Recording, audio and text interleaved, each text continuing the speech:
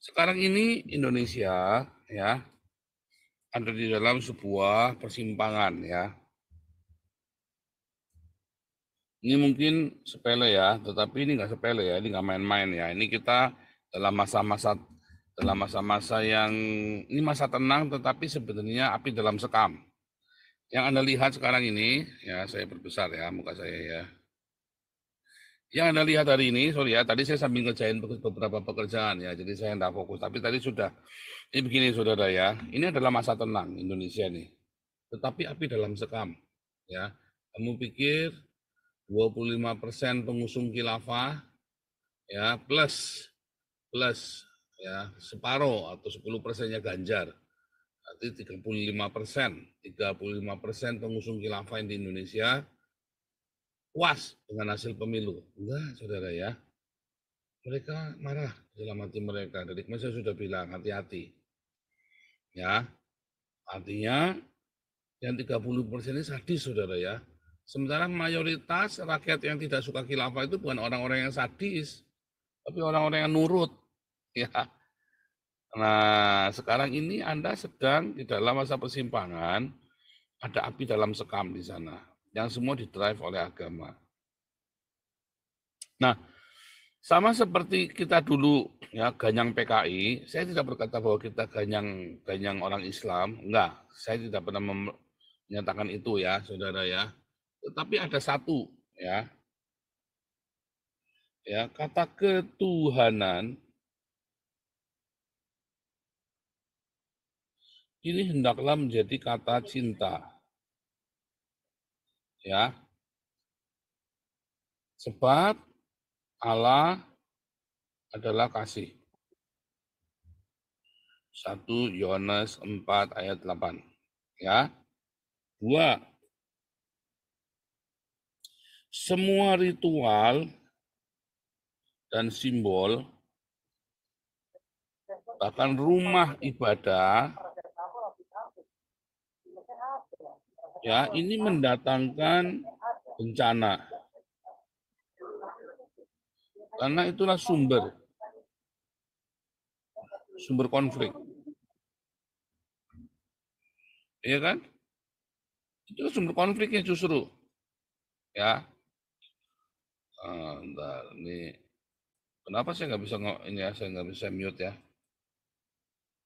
Bentar ya. Saya mute all. Izinkan saya jadikan co-host ya. Musik itu saya jadikan co-host juga ya. Semua ritual, simbol dari rumah ibadah itu adalah sumber konflik, saudara ya. Itu bahaya sekali, saudara ya. Ritual-ritual, simbol-simbol, ya, termasuk buku kitab suci, ya, termasuk di dalamnya kitab suci. Ini adalah sumber konflik semuanya ini. Bahaya sekali, saudara ya. Nah, dan ya, 3,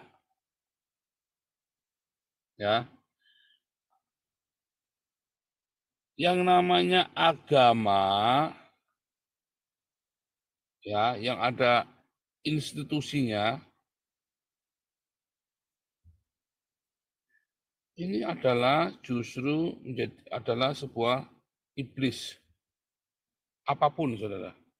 Inilah iblis yang sejati, yang merusak cinta kasih ini, saudara. 3 hal ini, ya. Kata ketuhanan, Anda bertuhan itu adalah sebuah cinta.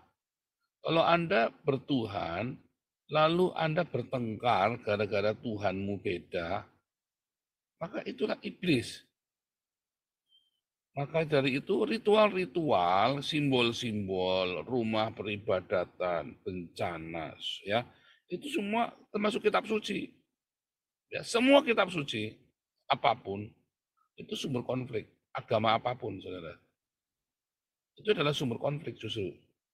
Wah, serem ya, ekstrim ini saya ngomong nih. Ketiga, institusi dari agama itu adalah itu iblis itu sendiri. Ya, Karena gara-gara institusi agama inilah orang-orang mengenal nomor 2 ini, ya kan, yang diinstitusikan.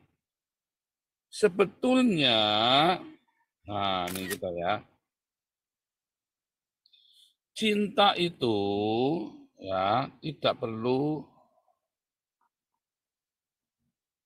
institusi. Sebab ketika cinta diinstitusikan itu, maka cinta itu tidak menjadi cinta lagi, saudara. Cinta yang diinstitusikan itu menjadi sebuah, apa saudara? Sebuah kemunafikan, ya kan? Sehingga Anda mau mencintai, gara-gara Anda mau mencintai, Anda dibatasi oleh administrasi. Yang perlu diadministrasikan adalah uangnya, materi dari cintanya. Ya, itu yang perlu diadministrasikan supaya cinta itu jangan sampai rusak. Laporan keuangan, ya kan, ketika terjadi pengumpulan dana, ya itu yang perlu diadministrasikan. Tapi cinta itu sendiri tidak tidak boleh diadministrasikan. Karena cinta yang diadministrasikan akhirnya cintanya jadi korup. Tetapi materi dari cinta, ya itu tadi ya pengumpulan dana atau pemberian itu perlu diadministrasikan, ya supaya jangan terjadi konflik. Sebelum konflik terjadi diadministrasikan, itu hal yang berbeda ya. Nah, itulah yang saya maksudkan dari awal ya, bahwa sebenarnya kata Tuhan itu sendiri, loh kok enggak mau habis ya.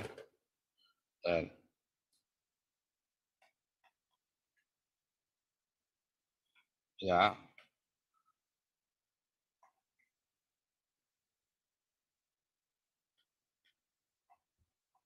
bedakan kata Tuhan dengan God ya. Tuan,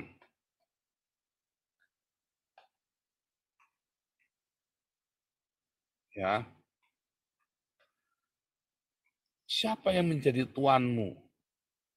Kata ilah ini ya tadi, cinta atau kebencian atau materi. Siapa yang menjadi tuanmu dari tiga ini? Cinta, kebencian, materi, institusi, orang, dan seterusnya. Nah, itulah siapa yang menjadi tuan, siapa yang mengatur hidupmu, siapa yang kepadanya kamu tunduk. Kalau kepada institusi kamu tunduk, habislah kau. Kalau kepada kebencian, kalau kepada materi kamu tunduk, habis. Tapi kalau kau tunduk kepada hukum cinta, maka kamu tenang hidupmu. Karena semua bergerak karena cinta. Saya mengumpulkan dana karena cinta. Saya melakukan pekerjaan karena cinta. Saya pergi ke bank, saya pergi ngantau jadi PNS karena cinta. Nah, ini adalah sebuah ranah pribadi, tetapi harusnya menjadi kesepakatan bersama. Nah, materinya tadi diadministrasikan, saudara. Ya, materi itu diadministrasikan. Jadi pemahaman Pancasila itu, kita balik Pancasila ya, endingnya kan ke sana kita sebagai konstitusi dasarnya kita, saudara. Itu konstitusi dasarnya kita. Dari Pancasila ini, kamu mengaplikasinya, prakteknya apa? Karena Pancasila ini nggak pernah berhasil di Indonesia. Pancasila itu tidak pernah berhasil di Indonesia. Karena apa? Nomor 2, nomor 3, 4, 5 ini ya selalu digagalkan oleh nomor 1. Ketuhanan itu yang jadi agama. Itu masalahnya, itu yang saya maksud, saudara. Kegagalan menerapkan Pancasila, ya kemanusiaan yang adil dan beradab, persatuan, ya kerakyatan, keadilan, gagalnya gara-gara agama. Itu yang saya maksud, ya. Jelaskah saudara? Masa kurang jelas saya ngomong begini? Ya, jadi yang tadi Pak Teddy maksud, ya, ya, yang tadi Pak Teddy maksud itu nggak salah. yang polusi masuk, tidak salah Pak Ferdinand bilang nggak salah. Tetapi kalian nggak nangkep yang saya maksud. Gitu ya, ini suara komandan. Masuk suara komandan. Waduh, ini suara komandan masuk. Ya, Pak Lanjut. Paul, selamat malam. Malam. Jadi judulnya apa nih? N2526 ya? Iya, belajar agama. Ya, ini saya lagi Oke. membahas sila pertama nanti apa namanya? Nanti kita akan detail ya. Ini mulai hari Senin, hari Selasa, mungkin siap saya live ya. Kita membahas satu-satu ya. Sila pertama, sila kedua, sila ketiga, keempat, kelima ya. Nah, kita mulai bahas itu ya. Ini kelihatannya mungkin nggak menarik karena Anda belum paham yang saya maksud. Tapi nanti kita ulangi lagi, kita bikin kemas, kita kasih contoh-contoh yang menarik ya. Oke, lanjut Pak FK. Ya, jadi gini Pak Paul, kalau agama ini kan memang dari dulu itu sudah menjadi sumber pertikaian. Ya, jadi dari Eropa itu sudah jauh lebih maju kulturnya dan dalam menghadapi masalah pertikaian agama. Ya. Nah, jadi mereka sudah lebih maju sejak abad Renaissance lah, abad pencerahan. Nah, setelah itu dilihat-lihat lagi kan di abad modern setelah Perang Dunia Pertama, Perang Dunia Kedua, dilihat masyarakat global, kenapa terjadi peperangan, kenapa tidak ada perdamaian di dunia, ya, ya karena banyak hal, ya, istilahnya keegoan manusia.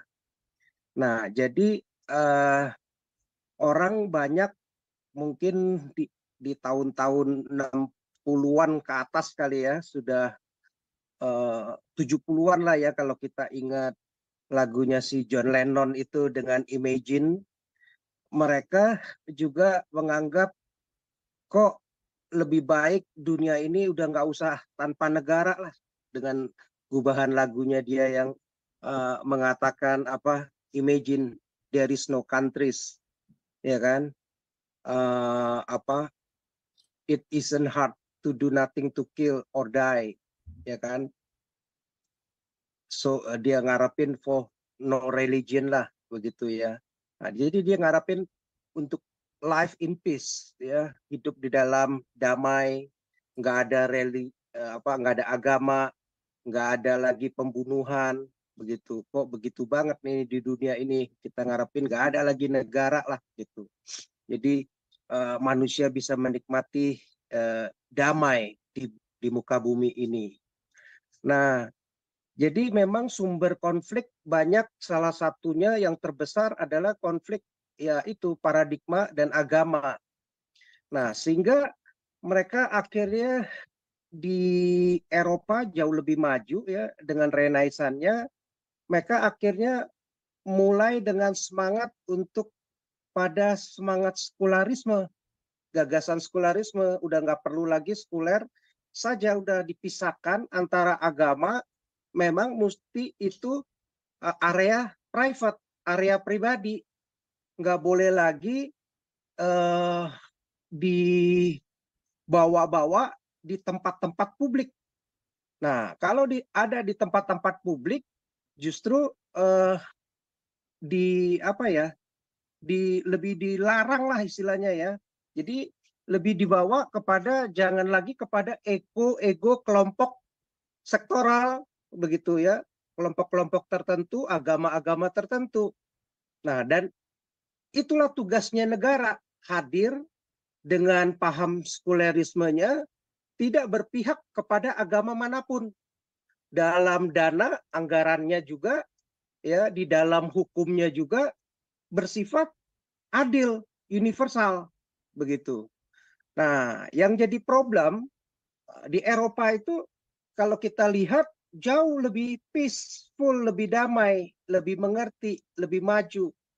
Lalu diikuti lagi di Eropa, juga diikuti di negara-negara yang sekuler semacam Jepang, Korea begitu ya.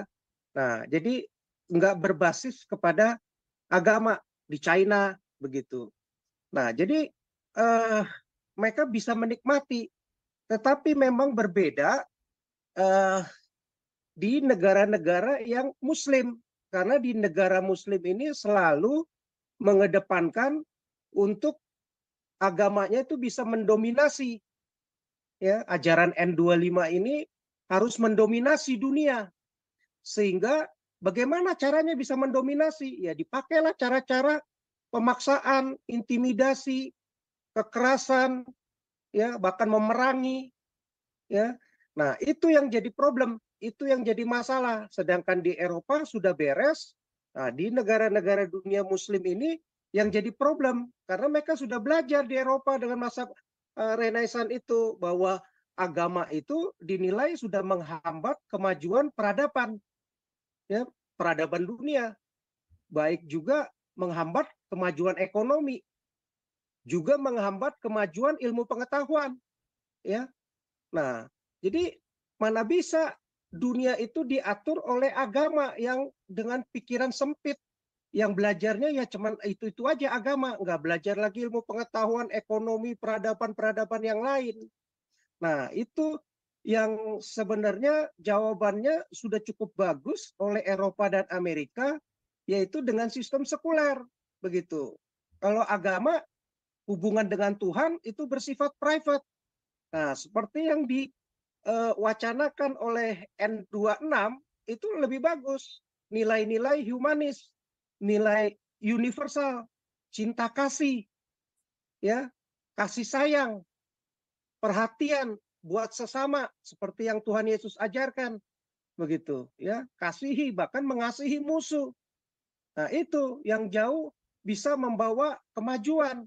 Nah, jadi kritik kita kepada negara kalau memang mau maju peradabannya, mau maju secara ekonomi, mau maju di dalam kompetisi global, dalam pengetahuan, dalam segala hal persaingan, ya mesti memisahkan, bersikap adil, jangan justru pro kepada agama tertentu, kelompok tertentu ataupun kelompok mayoritas, begitu ya. Di Amerika nggak ada, walaupun Kristen diterima yang Muslim. Nah, tetapi ini kan yang brengsek udah diterima baik-baik, ya karena sudah didoktrin malah mau mendominasi, bikin ricuh di negara orang lain. Ya nanti lama-lama dihajar juga tuh ya. Nah, seperti itu. Jadi kembali kalau menurut saya sistem yang diajarkan dengan sejak Renaissance itu bentuk evaluasi, introspeksi, analisa yang sudah matang oleh Eropa dan Amerika. Ya memang mesti sekuler. Sekuler artinya bukan meniadakan Tuhan, ya, bukan melarang beragama, tetapi agama dipisahkan dengan urusan negara. Negara tidak mencampuri. Ya, kalau sekarang kan kayak di Indonesia dan di negara-negara Muslim mau mencampuri agama mau dikontrol oleh negara dan lebih dominan kepada agama-agama tertentu yang mayoritas. Nah, inilah yang biang masalah seperti itu. Ya, itu Pak Paul mungkin bisa dielaborasi lagi. Terima Ya, kasih. nih, bentar, ini ada Pak Poldere. Tapi nih Pak Poldere, nanti saya kasih komentar lagi ya. Pak Poldere, silakan. Pastor, salam Pastor semuanya teman-teman. Shalom. Jadi itu memang di konstitusi juga di Amerika itu malah lebih bagus. Artinya longgar banget. Kamu boleh beragama atau tidak sama sekali. Itu konstitusi Amerika loh. Jadi nggak ada pemaksaan negara tuh lu mau apa kayak, tapi jangan kriminal, itu aja. Ya. Kriminal udah nggak ada ampun. Ya, nomor segala apa dibuka sama polisi di mana aja keluar tuh rekornya. Jadi benar-benar di sini tuh aduh enak banget gitu. Kalau di Indonesia kan nggak beragama tapi kelakuan nggak seperti orang yang beragama. Kenapa Pastor? Pastor mau ngomong. Nah, betul tadi. Kalau di Amerika kan kamu mau beragama, mau enggak beragama, yang penting kamu enggak boleh kriminal. Iya Pak, di sini begitu, nggak ada cerita. Lo benar di itu. sini Pak, orang di sini banyak Pak yang ateis Pak, tapi mereka tuh malah baik Pak. Di tempat saya kerja aja, aduh bosnya itu baik banget. Dia nggak pernah ke gereja loh Pak. dia nggak pernah ini. Tapi semua perusahaan tuh dikelola, ada kita dikasih jatah 1 hari $8 untuk snack atau makanan. Wah, luar biasa Pak. Itu dia nggak pernah loh Pak ke gereja atau apa gitu. Tapi karena mereka itu udah tahu dari dasar keluarganya semuanya apa istilahnya sesama dengan manusia itu sangat ini banget gitu loh. Jadi kita nggak kaget kalau di Indonesia itu pemimpin juga sih, masalahnya pemimpin di Indonesia itu masih otaknya itu benar-benar dibentuk untuk mayority gitu loh. Jadi itu aja, Indonesia harus memiliki kasih itu, Pastor. Kalau selama Indonesia tidak memiliki kasih yang sesungguhnya, jangan nanti dibilang, oh itu kan ajaran Kristen, nggak bisa. Kasih itu universal loh Pak. Di Ya, mana-mana orang yang kita kritik universal. juga, yang kita kritik juga Kristen, Pak. Jadi bukan cuma Islam. Kita nggak cerita Iya, cuma Islam ya.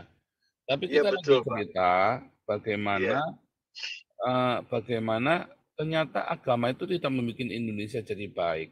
jadi baik malah tambah parah. Kata Ya. ketuhanan itu kan siapa yang menjadi tuan kita kan? Ya Iya kan? Pak. Menjadi tuan Iya. dalam pengatur dalam hidup kita. Apakah pemerintah yang mengatur hidupmu? Oh bukan. Apa yang menjadi Iya. tuan dalam hidupmu? Nah Betul. itu jadi ya tadi. Tapi agama tertentu kemudian memonopoli, mendominasi, ya kan? Iya Pak. Ya semua, ya bahkan nggak cuma agama itu bahaya sekali. Yang benar adalah kamu mau Iya. bertuhan tidak bertuhan, yang penting adalah kamu tidak boleh melanggar hukum. Hukum. Iya Pak. Masalahnya penerapan Pancasilanya, penafsiran dari Pancasila adalah sila pertama, kalau kamu bertuhan, kamu harus beragama. Kamu tidak boleh tidak beragama. Di Indonesia kan tidak boleh, pasal 29, kamu tidak boleh tidak beragama. Oh, ngeri itu saudara ya. Itu Ya malah saya berpikir gini Pastor, malah saya berpikir di Pancasila itu malah menyebut ketuhanan, tapi semua manusia di Indonesia itu seolah-olah nggak bertuhan itu loh. Yang saya heran, artinya beragama itu. Jadi buat apa kata-kata itu dicantumkan ya bertuhan? Tuhannya iblis itu, Pak. Oh, iblis, iya. Tuhannya iblis itu, Pak. Itu sebabnya saya berkata, ya, ketuhanan itu bukan beragama. Jangan ada lagi pemasangan beragama, kolom KTP beragama. Apalagi kemudian si menteri ini, si pemerintah Indonesia ini belagu. Kayak dia yang tahu surga aja, agama cuma 6. Kurang ajar. Emang yang agama ini cuma 6 ini saja yang membawa ke surga. Iya, Pak. Kan? Betul. Kasih itulah yang utama, itu Indonesia harus punya kasih pemimpinnya. Kalau itu udah diterapkan benar, wah luar biasa deh, maju deh. Selama Indonesia masih dikekang dengan 6 agama, maka Indonesia nggak akan maju. Betul itu Pak. Mulai Jadi Indonesia itu aja dulu ya Pastor. Harus belajar melangkah keluar dari paradigma agama. Bertuhan itu bukan beragama ya, tapi bagaimana cinta kepada sesama umat manusia. Ini saya nggak retorika saudara ya. Programnya Prabowo kasih makan itu program politik, tapi itu adalah program cinta. Ya, kasih makan gratis bagi orang-orang yang membutuhkan. Ibu hamil, anak-anak kecil. Itu adalah sebuah program cinta. Itu nggak main-main, saudara ya. Masalahnya, nanti kemudian dipolitisir oleh agama lagi. Wah, repot. Saya tambahin dikit, Pak Bo. Ya, Sampai tambahin dikit dari Pak SK tadi yang ngomong. Iya benar, soalnya problemnya apa? Di Indonesia itu, majority itu ngontrol yang minority. Jadi mereka merasa dia itu mayoritas, terus mau ngontrol yang minoritas. Semau-mau gue, yaitu problemnya. Satu. Kedua, contoh soal yang paling bagus ya, si urusannya ini Pak Pol, di DPO kan, Indonesia ngamuk. Hubungan sama ya, Interpol. Kirimlah 2 jenderal atau berapa orang deh ke Belanda. Mau nangkep Pak Pol. Terus orang di Belanda bilang, lu nangkep ini orang, ngapain ini orang pembunuh, penjahat, korupsi atau gimana? Enggak. Jelekin agama Islam. Ya, orang Belanda bilang, get the hell out. Itu nggak ada urusan di sini. Emang Islam jelek kata orang Belandanya kan? Emang Islam jelek. Lu mah orang gila. Nangkep orang urusan agama. Nah, itu dah. Terus Terus ke depannya nih Pak Paul Dere ya, ke depannya kita ini masih ada harapan lah. Nah, saya dengar-dengar berita di sana katanya yang Menteri Agama ini bakalan Gus Miftah. Nah, ini orang moderate, pikirannya terbuka. Ya mudah-mudahan ada perubahan. Kita cuma bisa mengharapkan lah ada kemajuan di apa pemerintahan ke depan. Ya, itu aja sih dari saya Pak Paul. Thank you. Gus Miftah ya nggak baik-baik amat, Pak.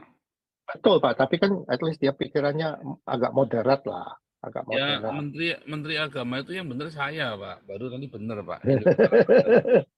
Nggak ada cara lain, Pak. Ganti menteri agama jadi saya pasti benar Indonesia nanti. Kalau menteri agama masih ada Gusnya depannya, masih ada Gus, masih ada Kiai, masih ada, pasti nggak benar. Bahkan Nggak, menteri maksudnya kita agamanya kan si siapa itu, ketua PGI siapa itu, yang kemarin siapa itu? Saya lupa.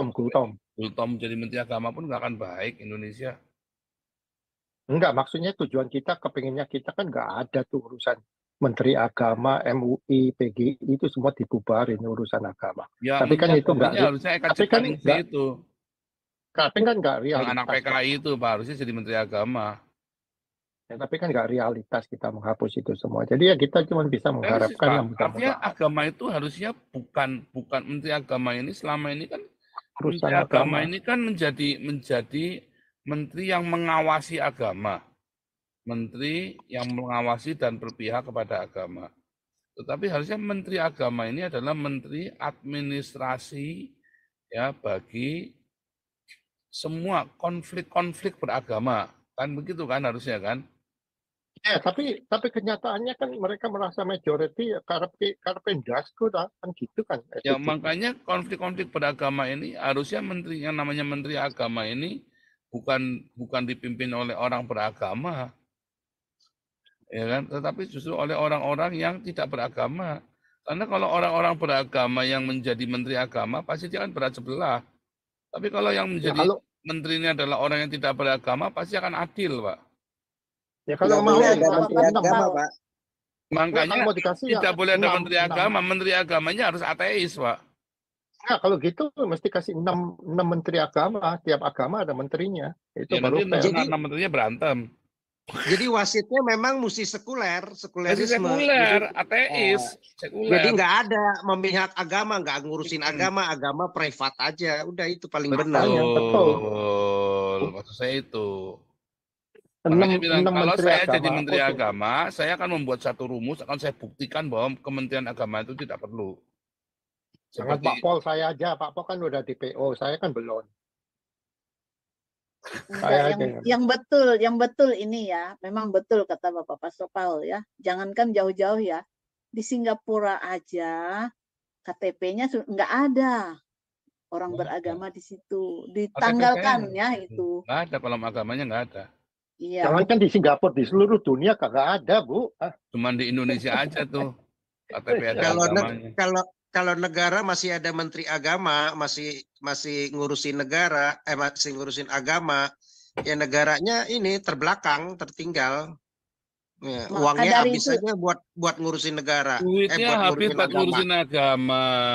Betul. Maka dari itu tadi agama itu jangan dicampur oleh negara. Negara jangan mencampuri agama. Itu saja sih permasalahan di Indonesia ini. Karena yang menguasai agama yang itu mereka itu nggak mau orang lain memimpin. Itu merekanya egois, betul-betul egois. Tetapi sekarang rakyat sudah pintar, nggak mau lagi melihat mereka korbannya itu. Udah banyak lagi ya, korbannya udah banyak loh. Nggak mau lagi melihat orang-orang itu menipu gara-gara agama ya. Iya. Ya korbannya udah banyak loh. Korban jiwa gara-gara agama tuh zaman tahun 65 saja sampai tahun 75 itu 3 juta orang loh. Tapi gini sih Pak Paul, 78 tahun Indonesia merdeka. Ini persoalan yang kedua macam ini tidak sebelum dipisahkan sampai seumur hidup pun turun-temurun nanti. Susah maju. Kenapa Pak Eska? Tapi gini sih Pak Paul, dengan hasil pemilu ini sebenarnya masyarakat itu juga sudah muak dengan Ya. berita-berita kekerasan, intimidasi, ya, masalah-masalah agama, ya, walaupun mereka tetap beragama, yang Islam tetap Islam, yang Kristen tetap Kristen, tetapi dengan 3 capres yang tampil yang mewakili satu lebih ke agama, nomor 01, nah yang Islam dalam hal ini, yang kedua lebih kepada sekuler dan nasionalis, dan ketiga lebih separoh-separoh, nasionalis mix dengan agama yang diwakili oleh si Mahfud dengan konotasinya kepada Ma'ruf Amin, ya, supportnya. Nah, itu justru kita membaca sebenarnya masyarakat kita minimal boleh dibilang 60-70% itu udah males gitu ya kepada problem-problem yang ada karena masalah agama, termasuk pilkada-pilkada DKI, pemilu-pemilu yang sebelumnya. Ya. Nah, ini sebenarnya legitimasi yang bagus buat si Prabowo ini membereskan masalah ini untuk ya lebih kemana nih, ke arahnya justru lebih ke sekuler sebenarnya, walaupun ya memang belum bisa ya dalam waktu segera ya, tapi kita harapkan dia mulai membuat seperti kayak cornerstone ya, jadi apa sih, pondasi-pondasi untuk melangkah ke arah ke sana nanti berikutnya, sehingga kita harapkan ke depan anak-anak muda yang lebih sekuler, yang lebih pikirannya terbuka, sehingga tidak lagi mengarah kepada agama-agama tertentu untuk mendominasi, ya. Anggaran semua habis di situ, rakyatnya juga nggak pinter-pinter, otaknya cuma dijijelin agama, ya, pengetahuan tertinggal, ekonomi tertinggal, ya, peradabannya juga tertinggal, nggak ngerti etika, moralitas, malah jauh dengan orang-orang bule, dengan orang-orang luar negeri, ya, barbar kalau di sini malah kelihatannya nanti jauh ketinggalan. Nah, saya pikir ini sesuatu yang bagus begitu ya, ya mesti banyak disuarakan, ya kita harapkanlah terjadi renaissance juga seperti di Eropa, buat di Indonesia. Lewat diskusi-diskusi ini juga, dulu kan masa-masa renaissance juga Ya. saya yakin Eropa Ya, banyak diskusi-diskusi publik begini, ya kan? begini. Ya, sehingga terbuka mata masyarakat bisa membedakan, oh iya ini sumber-sumber konflik ini kalau dipelihara agama negara terus membela mendominasi dengan agama tertentu, ya malah jadi nggak benar, begitu, ngaco. Mana ada persatuan kesatuan, yang ada perpecahan, yang ada malah kelemahan buat negara ini, ya. Yang satu mau mendominasi, ya, merasa mayoritas, yang minoritas merasa dijolimi, ya ngapain gue ngedukung negara yang modelnya begini, pemerintah yang modelnya begini, ya, nggak bersikap adil, ya akhirnya lemah negaranya. Nah, seperti itu. Ya, Pak. Saya tambahin dikit Pak SK. Jadi kedepannya ini ya, secara semacam madrasah terus pesantren itu harus dihapuskan. Semua anak diharuskan masuk sekolah negeri kan, terus sama Prabowo dikasih makan gratis. Jadi untuk anak-anak yang boleh, sorry to say, dari keluarga miskin, paling dikit kan anaknya dapat makanan nutrisi sehari sekali waktu makan siang. Nah, jadi itu bisa untuk menimbulkan gerakan kalau mereka senang masukin anak-anaknya sekolah di sekolah dasar negara daripada ke pesantren. Itu loh maksudnya kan. Ya, ada saya maunya kita, sih memang kita kalau bisa positif. militer, Pak Andi, memang militer berani, lebih tegas, ya kembali lagi kayak ke zaman Soeharto modelnya ya, tapi lebih terbuka nih ya.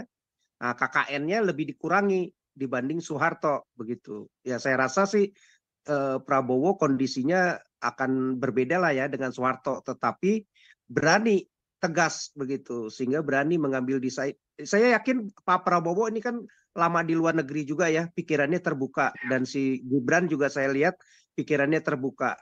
Saya harap mereka berani melawan model-model pemimpin-pemimpin agama yang menyesatkan begitu, yang nggak bikin kemajuan buat negara, malah menghancurkan, provokasi. Nah, berani ditangkap, berani dipenjarain yang model-modelnya provokasi seperti itu.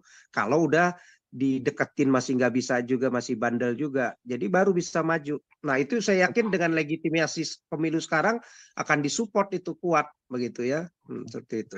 Ya lagi pula kalau kita ngomong mengenai pendidikan Pak SK, jadi mau nggak mau anak-anak itu harus sekolah. Kalau seperti di sini Pak SK ya, Kalau waktu jam-jam sekolah ada polisi ngelihat anak di jalan itu langsung ditangkap loh, dicari Ya, orang tuanya. Kenapa nggak ya. di sekolah? Nah, di Indonesia itu harus begitu. Semua kan SD Sempat sampai dulu SMA begitu kan Pak Andi, sempat Pak. enggak, Yang SD anak-anak sama SMA seragam kan free, sekolah, Pak. yang seragam sekolah di mall-mall dulu sempat ditangkepin. Sekarang Iya, nggak lagi. itu kan iya zaman saya dulu kan dibedakan dengan ini seragam warna seragam, Pak Pol. Jadi seragam ini tahu ini dari sekolah mana. Enggak, maksud saya anak-anak itu kan di Indonesia banyak yang kecil-kecil udah disuruh kerja membantu ekonomi keluarga. Nah, itu salah, pemerintah harus tegas, yang disalahkan orang tua. Bisa bikin anak banyak, anak lu suruh kerja, mestinya anak di sekolah. Itu harus dipaksa. Masuk sekolah dikasih makan siang gratis, nutrisinya bagus, anak cerdas. Nah, itu masa kedepannya kan bagus. Itu udah mudah, Benar ya, itu harapan programnya kita ya, Prabowo itu udah harapan benar kita, itu. mudah-mudahan. Iya, Programnya Prabowo itu mudah-mudahan. sudah benar. Cuma yang menjadi Iya benar, masalah, ini kan kita tapi kan punya banyak serangan, Pak momentum. Pol. Ini Banyak serangan. punya momentum supaya kita lihat 60% memilih nasionalis dengan nasionalis. Artinya Ya. ini kita punya momentum 60% ini buat kita menggebrak, desak terus ya, sampai terwujud. Karena yang 60% ini kan pada nggak punya nyali kan sebetulnya kan, orang-orang yang nurut-nurut kan, Ya. bukan Udah Bromo muak kan Cora, itu. bukan Bromo Cora. Nah, yang 40% ini 30%-nya Bromo Cora yang siap jihad. Sehingga yang 60% ini begitu digebrak sama yang 30% jihad ini ya kencing-kencing. Makanya harus cepat. Ini momentum ini kalau begitu kita tunggu sampai nunggu setahun, momentumnya hilang. Bagaimana kita bisa menyingkirkan kata agama dari KTP, dari semua identitas-identitas kita, dan agama ini di ranah privat, ya tetap bertuhan. Kayak Amerika, mata uangnya tetap in God we trust kan? Ya kan? Mata Iya, uang tetap ada in God we trust, tetapi kan itu tidak berarti sesuatu bahwa kamu harus beragama atau apa. Ya kan? Bahkan tidak boleh mengajarkan agama lagi di sekolah, itu yang benar. Karena agama itu Iya. adalah ranah privat. MUI dibubarin, udah nggak ada halal, nggak halal. MUI Orang mau dibubarin. makan babi kok ditangkap lah, aneh dong, Pak.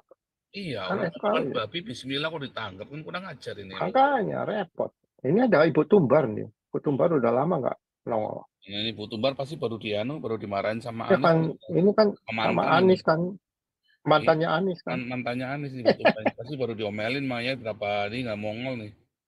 Iya, Ibu Tumbar.